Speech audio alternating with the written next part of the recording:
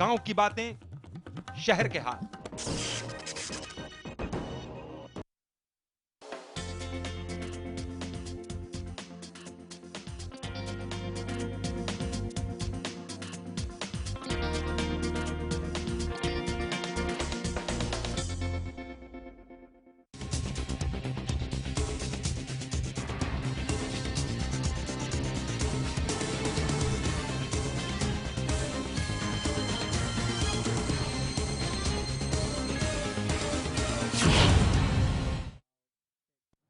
नमस्कार, मैं हूं अवनींद्र आशुतोष। आपका बहुत बहुत स्वागत है हमारे खास कार्यक्रम पूर्वांचल एक्सप्रेस में।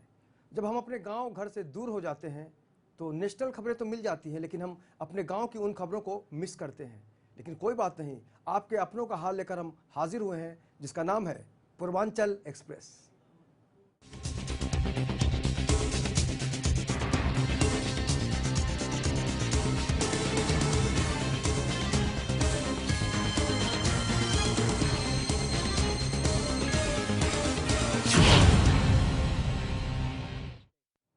तो चलिए, पूर्वांचल एक्सप्रेस की गाड़ी रोज की तरह दनादन आगे बढ़ाते हैं और खबरों को स्टेशन पर उतरते हैं। सबसे पहले बात करेंगे किंग खान की। सुपरस्टार शाहरुख खान ने अपने 50वें जन्मदिन पर कहा कि देश में असहिष्णुता अपने चरम पर है और लोग बिना सोचे समझे कोई बात भी बोल देते हैं। इसी बयान पर गोरखपुर के सदर सांसद और महंत योगी आदित्यनाथ ने कहा कि इस देश के बहुसंख्यक अगर उनकी फिल्मों का बहिष्कार कर देंगे तो शाहरुख खान को सड़कों पर घूमना पड़ेगा।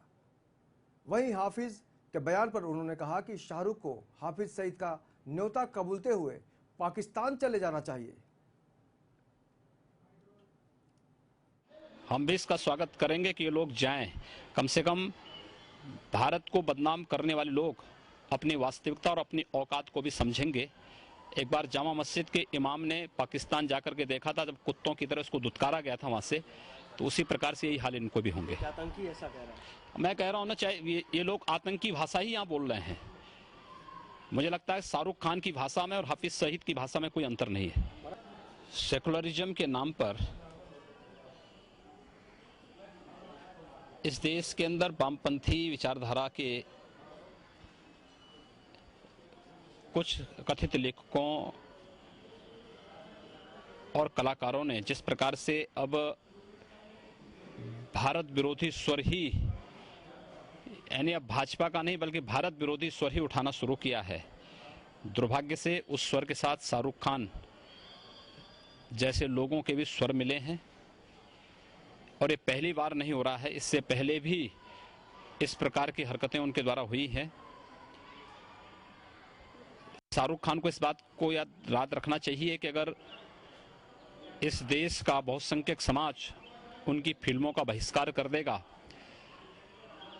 तो एक आम मुसलमान की तरह उनको भी सड़कों पे भटकना पड़ेगा। मुद्दों पर, तथ्यों पर बात होनी चाहिए। भारत के अंतर्राष्ट्रीय छवि को खराब करने की जो अंतर्राष्ट्रीय साजिशें हो रही हैं, उस साजिश से सबको बचना चाहिए। और अगर कोई इस प्रकार की साजिश किसी व्यक्ति या किसी पार्टी को निशाना बनाने के लिए पूरे देश को या बहुसंख्यक समाज को, दुनिया का सबसे सहिष्णु समाज को, ये तो हिंदू समाज है, उस हिंदू समाज को बदनाम करने के लिए कोई इस प्रकार के षड्यंत्रों में शामिल है तो उसकी सामूहिक निंदा होनी चाहिए, उसका सामूहिक बहिष्कार भी होना चाहिए। अगली खबर भी गोरखपुर की ही है। गोरखपुर में ITI में एडमिशन की फीस देने और घर वालों का इलाज कराने के लिए 2 युवकों ने लूट को अंजाम दिया। क्राइम ब्रांच के हाथ आए युवकों ने पूछताछ में दवा व्यापारी के नौकर से हुई लूटपाट करने की बात कबूल ली है। आरोपियों के पास से 20,000 रुपये नकद और लूटी गई स्कूटी बरामद कर ली गई है। SP सिटी हेमंत कुटियाल के अनुसार प्रदीप कुमार श्रीवास्तव की भालोटिया मार्केट में दवा की दुकान है। 11 सितंबर को उनके कर्मचारी गुड्डू स्कूटी से बैंक में रुपया जमा कराने जा रहे थे। अग्रसेन तिराहा के पास 2 बाइक सवार 4 बदमाशों ने 75,000 रुपये और स्कूटी लूट ली। फिलहाल क्राइम ब्रांच की मदद से आरोपियों को पकड़ लिया गया है।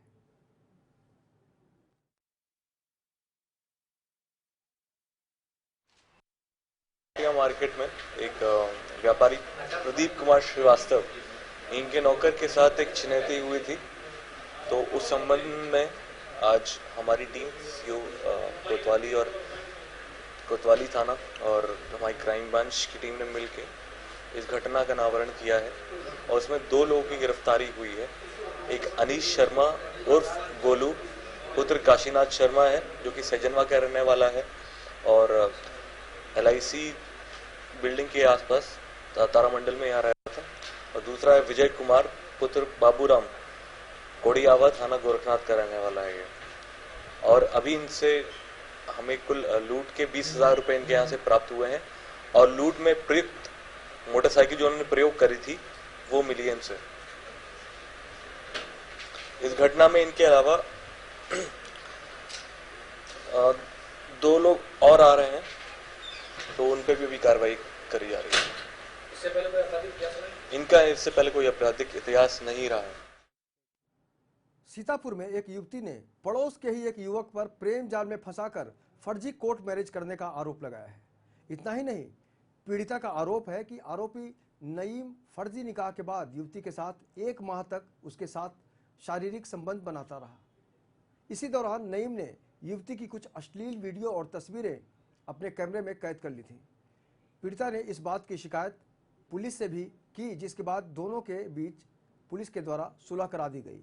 पीड़िता का आरोप है कि सुलह के बाद भी नईम घर पर उसके साथ मारा पीटा किया करता था। आखिरकार उसने तंग आकर आरोपी के खिलाफ मुकदमा दर्ज करा दिया, लेकिन अब भी आरोपी नईम पीड़िता पर केस वापस लेने का दबाव बना रहा है।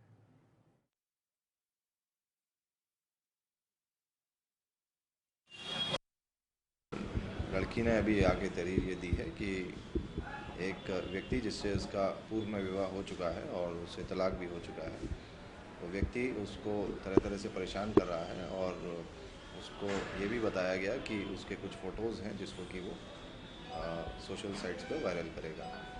इस संबंध में उसने जो तहरीर दी है उस पर हम लोग जांच करके और कार्रवाई कर रहे हैं। मोहम्मद नईम अंसारी है जो कि जिससे मेरी जान पहचान थी। उसके बाद में उसने मेरी कचहरी में कोर्ट मैरिज की। उसके बाद जब शादी करने के लिए कहा तो कोतवाली गए शिकायत लेके, पहले वहाँ पे एप्लीकेशन दिया, वहाँ पे निकाह करा दिया गया हम लोगों का। निकाह कराने के बाद साथ में रहे। उनके बाप मोहम्मद सलीम अंसारी ने कहा, उन्होंने ही निकाह कराया और कहा कि आप लोग 2 महीने रहो जाके बाहर, उसके बाद में घर पे बुला लेंगे। हम लोगों को वहाँ से मतलब भगा दिया घर से। करीब 15-20 दिन रहे साथ में। उसके बाद में वो अपने दोस्तों को लाने लगा रूम पे और लड़कियों को भी लाने लगा। हमसे कहा कि जो हम कह रहे हैं वो करो अपने दोस्तों के साथ में, और बहुत ज़्यादा गलत सलूक बदतमीज़ी की। उसने जब ने कहा तो मारने पीटने लगा, तेजाब फेंक दिया मेरे ऊपर, मारने की कोशिश की, एक बार गैस भी खोल दिया। उसके बाद हम अपने घर पे आ गए, वहाँ से मुकदमा दर्ज किया। मुकदमा दर्ज होने के बाद वो जेल से छूट के आया 1 महीने के बाद। तब से लेके अब तक परेशान करा। उसने जो वीडियो बनाई है और उसके पास फ़ोटो हैं, अश्लील फ़ोटो हैं बहुत ज़्यादा, वो सब कहीं व्हाट्सएप से भेज भी रहा है, कह रहा ऑनलाइन कर देंगे, नहीं तो केस वापस ले लो।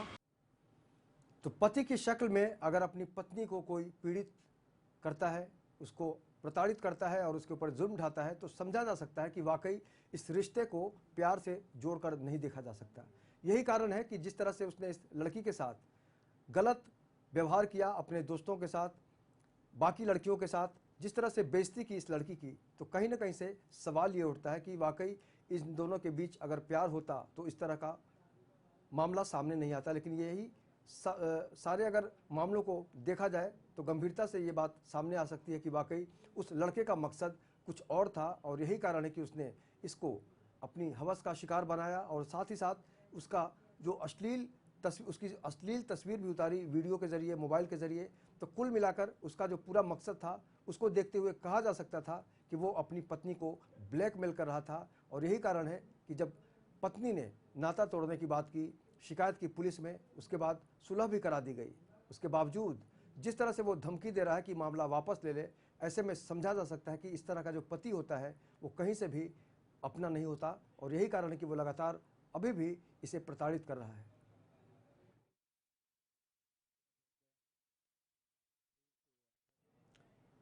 तो समाज में रिश्तों को कई तरह से देखने की परंपरा सी है, लेकिन जब शादी की बात होती है तो हर कोई यही सोचता है कि इनकी ज़िंदगी खुशगवार होगी। लेकिन अगर हम नईम की बात करें तो नईम ने जो भी हथकंडा अपनाया उससे समझा जा सकता है कि उसने अपनी पत्नी को कहीं ना कहीं से ब्लैकमेल करने की सोच ली थी। अभी वक्त हो गया एक छोटे से ब्रेक का। ब्रेक के बाद हम बताएंगे कि एक मोहल्ले में किस तरह से लोग पानी को लेकर परेशान हैं। देखते रहिए पूर्वांचल एक्सप्रेस।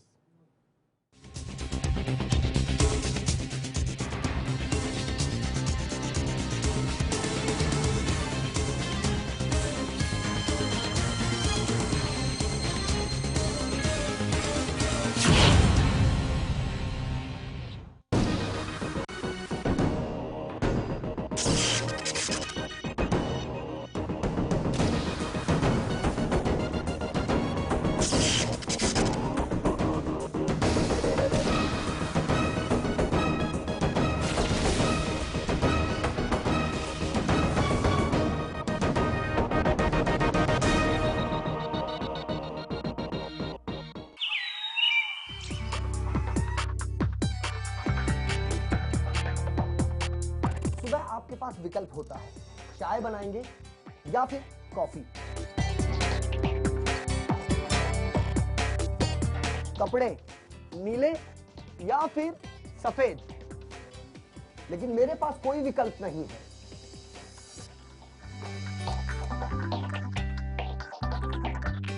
क्योंकि मुझे चुननी होती है खबरें सिर्फ आपके मतलब की,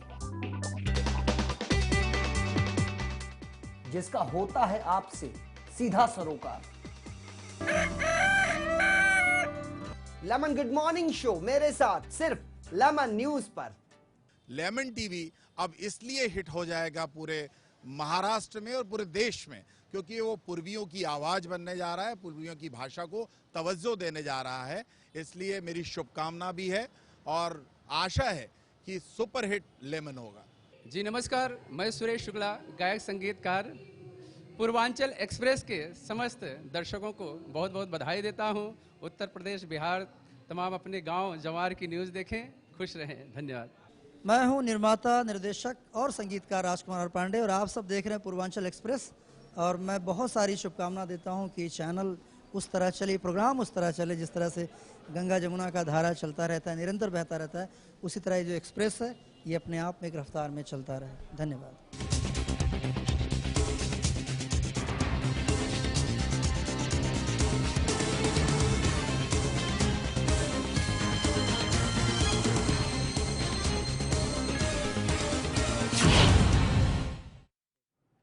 ब्रेक के बाद आपका बहुत बहुत स्वागत है। आप देख रहे हैं पूर्वांचल एक्सप्रेस। एक बड़ी पुरानी कहावत है कि जल ही जीवन है, लेकिन जहां जल में कीड़े मकोड़े मिले तो समझा जा सकता है कि आम लोगों के साथ किस तरह से प्रशासन व्यवहार कर रहा है। मऊ जिले के दक्षिण टोला थाना क्षेत्र के छेदापुर मोहल्ले के वार्ड नंबर 1 में नगर पालिका की लापरवाही का अजीबोगरीब मामला सामने आया है। इलाके में नगर निगम द्वारा सप्लाई किए जाने वाले पानी से कीड़े मकोड़े निकल रहे हैं। इस लापरवाही के बाद लोगों का जीना मुहाल हो गया है। नगर वासियों में काफ़ी आक्रोश देखने को मिला है क्योंकि पानी ही सही नहीं है। इलाके के लोगों ने नगर पालिका के खिलाफ जमकर नारेबाजी की और प्रदर्शन किया। लोगों की माने तो इसकी सूचना नगर पालिका को महीनों पहले ही दे दी गई थी, लेकिन कोई कार्रवाई ही नहीं हुई। नगर पालिका प्रशासन के साथ साथ जिला प्रशासन भी मौन बैठा हुआ है।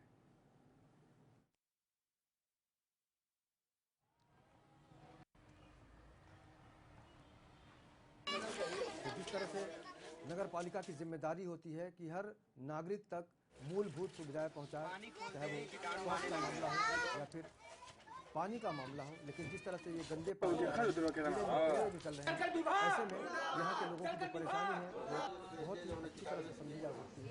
इसके बावजूद जिस तरह से प्रशासन कुंभकर्णी नींद में सोया हुआ नजर आ रहा है और पूरा जो पूरी व्यवस्था है जिस तरह से चुप्पी साध रखी है, जिम्मेदारी होनी चाहिए, इससे वो साफ साफ बचता हुआ प्रशासन। यहाँ के लोगों की जिंदगी की बात करें तो जाहिर सी बात है, अगर इस तरह का पानी आएगा तो समझा जा सकता है कि स्वास्थ्य के साथ किस तरह से खिलवाड़ किया जा रहा है। क्या है, पानी आ रहा है टंकी में ना, पानी में कीड़े आते हैं, बहुत कीला आते हैं, मेघी आती हैं और हर किस्म का हमें परेशानी है पानी में। हाँ, पानी पीते समय हम लोग को बीमारी हो जाएगा तो फिर क्या होगा बताइए। भाई तो हम लोग साल भर से करते हैं ना, साल भर से शिकायत हुआ। हम लोग नगर पालिका में मेहरारू जात हम लोग दौड़ते थे, तभी भी ये पाइप बदलाया, पाइप बदलाने से फिर यही काम हो रहा है। अरे अब इसमें कई किस्म के कीड़े हैं, वही नहीं है। हाँ, इसमें केचुआ टाइप के छोटे छोटे बच्चे हैं। हाँ, मेढक के बच्चे कभी कभी आते हैं इसमें। ये महीना दिन से दिक्कत है। ये हमारे संकट घाट पे टिबोल लगा हुआ है नगर पालिका का, वहीं से सप्लाई आती है इसमें। हाँ, शिकायत इसकी कई मरतबा की गई है नगर पालिका में, कोई सुनवाई। अब बात करेंगे बेरोजगारी से तबाह एक गांव की। मऊ जनपद में 500 घरों को रोजगार देने वाली परदहा कताई मिल के 2005 में बंद हो जाने के बाद मजदूर भूखमरी की कगार पर आ गए हैं। ये कताई मिल राज्य सरकार द्वारा 1974 से संचालित थी, जिसका शिलान्यास भारत की पूर्व दिवंगत प्रधानमंत्री स्वर्गीय इंदिरा गांधी ने किया था। बाद में किन्हीं कारणों से 2005 में इस मिल को बंद करवा दिया गया, जिसके बाद से मिल में कार्य कर रहे लोग बेरोजगार और भूखमरी के कगार पर पहुंच गए हैं। आज जब मजदूरों को पता चला कि मिल में गोरखपुर से अधिकारी आए हैं, तो आनन फानन में वो सब मिल पहुंचे, जहां सुपरवाइजर और गार्डों द्वारा अधिकारियों से उन्हें मिलने नहीं दिया गया। मजदूरों का आरोप है कि सुपरवाइजर द्वारा मजदूरों को गाली तक दी गई। इसके बाद मजदूर आक्रोशित हो गए और जमकर नोक-झोंक होने लगी। मामला इतना बढ़ गया कि सुपरवाइजर अशोक सिंह ने मजदूरों को गोली मारने की धमकी दे डाली। किसी तरह से लोगों के समझाने पर यह मामला शांत हो पाया। कैसे में है तो अधिकारी बैठेंगे कहाँ, तो हम आप खुद न जाएंगे। मैं गार्ड को दिया, सुपरवाइजर है तुम फ्रेम खाते में। कौन से? ये राज्य सरकार कताई मिल, ये 2005 से बंद। अभी 400-500 आदमी बचे हुए। मामला ये है सर कि इससे पहले जो बैच था सब भाईचारे की तरह रहते थे, हम लोग जाते थे, आराम से मिलते थे। लेकिन ये हिटलर आ गए हैं एक, आप देख ही रहे हैं इनका रुतबा और आवेश क्या है। कि आगे घुस को देखो तो हम क्या करते हैं। अगर हम घुस के जाएंगे तो हमारी जान खत्म कर देंगे।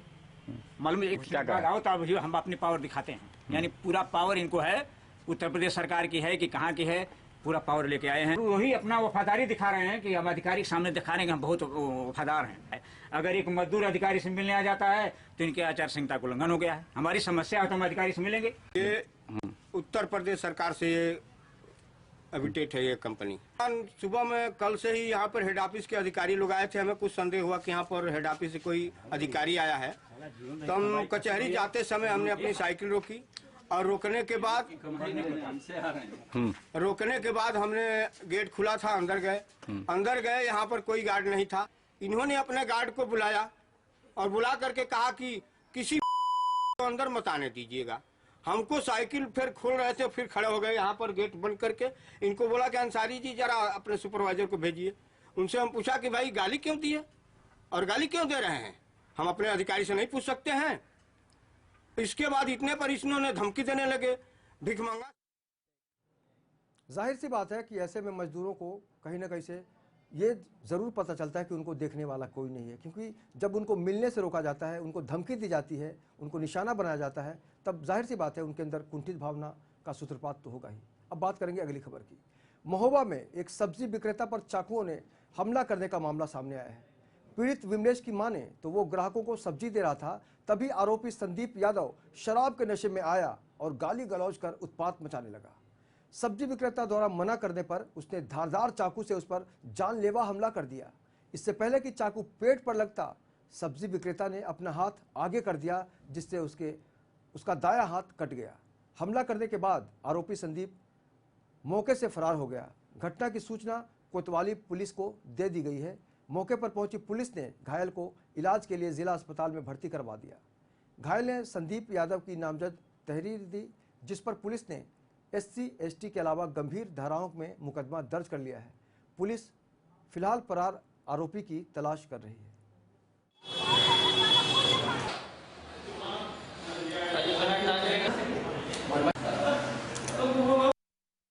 कर रहे थे, ग्राहक निपटा रहे थे, ये दारू पी के आया, गाली आली करने देने लगा। हमने भैया गाली आली न दो, इसने चाकू उठाई सीधे पेट पे मार, जान से मारने की कोशिश की सीधे इसने, तो हमने हाथ लगा लिया तो वो हाथ में लगी। क्या नाम है? संदीप यादव। विमलेश नाम का मरीज आया अभी थोड़ी देर पहले, 15-20 मिनट पहले, तो झगड़ा हुआ था उसका, पर धारदार हथियार से उस पर वार हुआ है, पर कंडीशन सही है, कोई ज़्यादा दिक्कत की बात नहीं है। तो शराब के नशे में कुछ भी हो सकता है। ऐसे में समझा जा सकता है कि सुरक्षा को लेकर हर आदमी आज परेशान है। अब बात करेंगे अगली खबर की। जुड़वा का नाम सुनकर हर किसी के मन में फिल्मों की याद आने लगती है। सीता गीता, जुड़वा जैसी ना जाने कितनी फिल्में बनी हैं, लेकिन इलाहाबाद में एक छोटा सा गांव ऐसा भी है जहां सदियों से जुड़वा बच्चों का जन्म होता है। इस गांव में 80 साल से लेकर 6 माह तक के बच्चे मौजूद हैं जो जुड़वा हैं। गांव के बुजुर्ग बताते हैं, इंसान ही नहीं, यहाँ जानवर भी जुड़वा बच्चों को जन्म देते हैं। गाय, भैंस, बकरी ही नहीं, मुर्गी भी डबल जर्दी के अंडे देती है। कई बार तो बच्चे अपने जुड़वा हमशक्ल होने पर शैतानियां भी करते हैं, उसका फायदा भी उठाते हैं गलत तरीके से। वैज्ञानिकों का इस मसले पर कहना है कि जुड़वा होने के कारण वहां पर पी जाने वाली जड़ी बूटी है जिसे गांव के लोग नहीं जान पा रहे हैं। रिसर्च की जाए तो पूरी बात सामने आ जाएगी।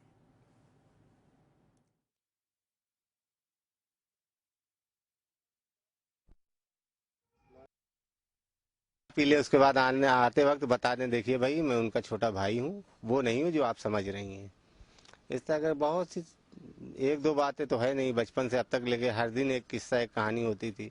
आज है क्या, क्यों बात नहीं कर रहे हैं तो बताना पड़ता है। पहले तो ना मेहनत आप करते थे, उसके बाद जो है मेवा तो आपके दूसरे भैया लेके चले जाते थे, क्या क्या करते थे? वो तो जिसके नसीब में था वो ले जाता था। मेहनत कोई करे फल किसी को मिले, ये तो कहावत ही है।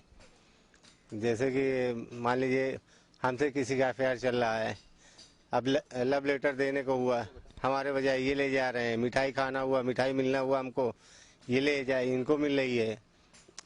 और कहीं इनकी कहीं किसी से दोस्ती यारी है, हमको रास्ते में मिल रही है, हाय हेलो हो रहा है, क्या भाई आजकल बात नहीं हो रही है, क्यों? मतलब दोनों की लव मैरिज हुई है, लेकिन धोखा देना चाहते दोनों एक दूसरे को दे सकते, दूसरे दोनों।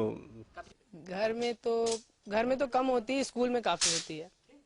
स्कूल में सोशल के पीरियड आते हैं या मैथ के पीरियड आते हैं, कॉपी चेक करानी हो तो एक कॉपी चेक करा ले तो दोनों का काम चल जाता है। जैसे हम लोग कभी कुछ काम इसने गड़बड़ कर दिया, जब हम वहाँ जाते हैं तो ड्रेस अगर सेम रहती है तो वो कंफ्यूज होते हैं, कहते हैं अभी तो तुम ये काम खराब किया फिर यहाँ पे आ गए, अभी जाओ यहाँ से। तब हम चले जाते हैं, जब ये पहुँचता था फिर ये काम गड़बड़ करता, फिर हमें डांट पड़ती थी। स्कूल में हुआ था, कॉपी चेक करा रहे थे तो टीचर ने कहा तुम्हारी कॉपी कहाँ है, तो पीछे खड़ा हुआ था ये, तो हमें कॉपी दे दिया, हम दिखा दिए। जब ये आ गया तो फिर हम इसे दे दिए। कभी जब बात होती रहती है, जब पीछे से मार के भागता, अगर हम कहीं खड़े रहते हैं तो पीछे से हमें मार के चली जाती हैं। हम टीचर से शिकायत करते हैं तब वो डांट खा जाती हैं। जैसे हम लोग खेलते रहते हैं तो हम छू जाते हैं तो बोलते हैं नहीं ये छू गई है। आलू का चिकन होती तब जगह एक्सचेंज कर लेते हैं। तो वाकई जुड़वों का गांव देखकर कोई भी परेशान हो सकता है, क्योंकि कई बार आदमी गलतफहमी में आ जाता है। चलिए बढ़ते हैं आगे। एक और जहां देश भर में धार्मिक असहिष्णुता पर बहस छिड़ी हुई है, गाय के नाम पर जगह जगह दंगे फसाद की खबरें आ रही हैं, तो वहीं दूसरी ओर एक मुस्लिम युवक कई सालों से गो कथा करके भाईचारे का पैगाम देता हुआ नजर आ रहा है, जिसमें भगवा रंग का लिबास, ऊपर से सर पर टोपी लगाए। ये हैं मोहम्मद फैज़ खान, जो जिला रायपुर के रहने वाले हैं। कुछ साल पहले सरकारी नौकरी छोड़कर गाय की सेवा में ऐसे रमे कि जनाब कई राज्यों में गो कथा करने लगे। बिजनौर नगीना की कृष्ण गौशाला में बतौर मेहमान बनकर आए फैज़ दिन भर गो कथा कर रहे हैं और इन्हें सुनने के लिए बाकायदा मुस्लिम महिलाएं और धर्मगुरु भी शिरकत कर रहे हैं। फैज़ की अगर माने तो गिरीश पंकज के उपन्यास से इन्हें गो कथा की प्रेरणा मिली और साथ ही कई जगहों पर फैज़ गौशाला खुलवा रहे हैं। ये है कि कुछ सांप्रदायिक लोग अपनी राजनीति चमकाने के लिए और अपने मुल्क का अमन चैन और अपने शहर का अमन चैन बिगाड़ने के लिए नए नए इशू छोड़ते हैं। उनका मकसद न गाय से है, न उनका मकसद किसी समाज से है। उनका मकसद एक है, किस तरह तनाव बना रहे और हमारी राजनीति चमकती रहे। मैं फैज़ खान जैसे को सलूट करता हूं कि वो हमारे मुल्क के अंदर एक गौ के ऊपर कथा कर रहा है, और मैं भी खुद जानवरों को पालता हूं, उसके अंदर गाय भी मेरे यहाँ पल रही हैं, भैंस भी मेरे यहाँ पल रही हैं, और गाय को हमारे इस्लाम में मना फरमाया है। तो मैं अपने अपने कौम के लोगों से ये कहना चाहता हूँ कि जिस चीज़ को मना फरमाया वो हमारे लिए हराम है और हराम नहीं हमें लेना चाहिए। तो इस्लाम में जब मना फरमा दिया तो हमें उसका इस्तेमाल नहीं करना चाहिए। श्री कृष्ण गौशाला नगीना में मुझे गौ कथा के लिए आमंत्रित किया गया। मेरा हृदय बड़ा प्रसन्न है। गौ कथा के लिए मेरी प्रेरणा की यदि बात करें तो मैं कॉलेज में लेक्चरर था, गवर्नमेंट कॉलेज सूरजपुर में। तब मैंने गिरीश पंकज जी का एक उपन्यास पढ़ा, एक गाय की आत्मकथा। इस उपन्यास का नायक एक मुस्लिम होता है जिसे दोनों वर्गों से विरोध का सामना करना पड़ता है, लेकिन वो डटा रहता है, लगा रहता है, मगन रहता है अपने लक्ष्य के लिए और अंततः सफलता प्राप्त करता है। तो गिरीश पंकज जी के उस उपन्यास से मुझे प्रेरणा मिली। मेरे पास एक नौकरी थी लेक्चरशिप की, मैंने उसे त्यागा और फिर विगत 3 सालों से गौ रक्षा के कार्य में जुटा हुआ हूँ। गौशालाएं खुलवा रहा हूँ, लोगों को घर घर गाय पालने के लिए प्रेरित कर रहा हूँ, जैविक खेती के लिए प्रोत्साहित कर रहा हूँ। अब तक मैंने लगभग 20 गौ कथाएं कर चुकी है, लगभग 200 व्याख्यान मेरे हो चुके हैं।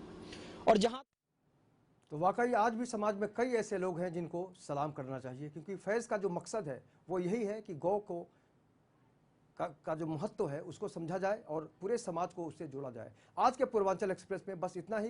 तो बाकी दिन भी अपने गांव की, अपने शहर की खबरों के लिए देखते रहिए पूर्वांचल एक्सप्रेस और मुझे दीजिए इजाज़त। राम राम।